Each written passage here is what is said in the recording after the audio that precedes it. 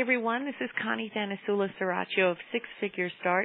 Welcome to our video summit today, where we are highlighting Mr. Allan Lux.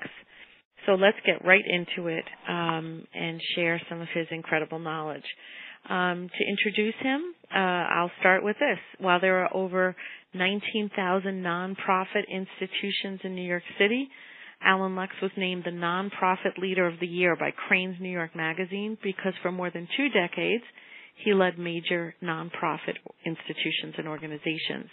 He graduated from Georgetown University Law School and he became a volunteer in the Peace Corps in Venezuela. Amongst his many honors and awards, Big Brothers, Big Sisters of New York City established the annual Allan Lux Award for Public Policy because of the great work he did with that organization. Recently, Allan established the Center for Nonprofit Leadership at Fordham University, the first center sponsored by both a graduate school of business and a graduate school of social service. So welcome, Mr. Allan Lux. Thank you for your time today. For sure. My first question relates to Big Brothers, Big Sisters, because I was a big sister for a good amount of time, and you led this to be one of the largest mentor organizations in the world. How did you do that? How did you inspire others to want to be a big brother or a big sister?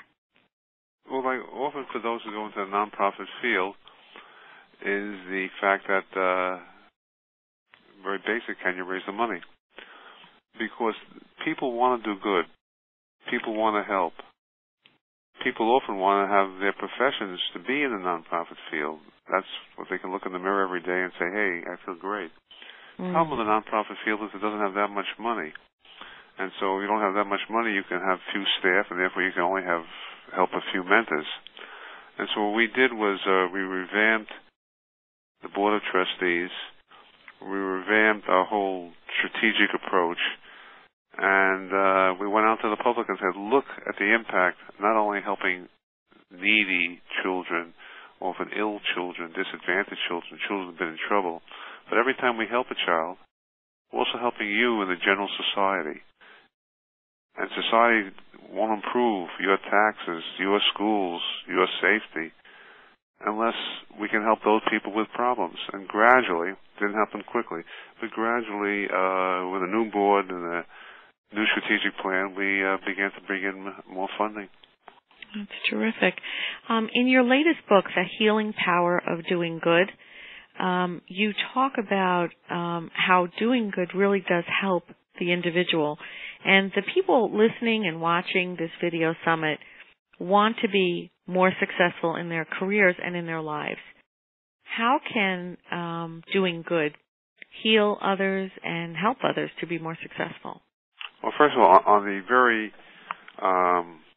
pragmatic issue of how does it help you in your job, there's been a good number of studies in showing that in today's multicultural business world, people from all over, all cultures from the United States, but also from cultures all over the world, businesses want people who can show that they have a track record of helping people who are different from them.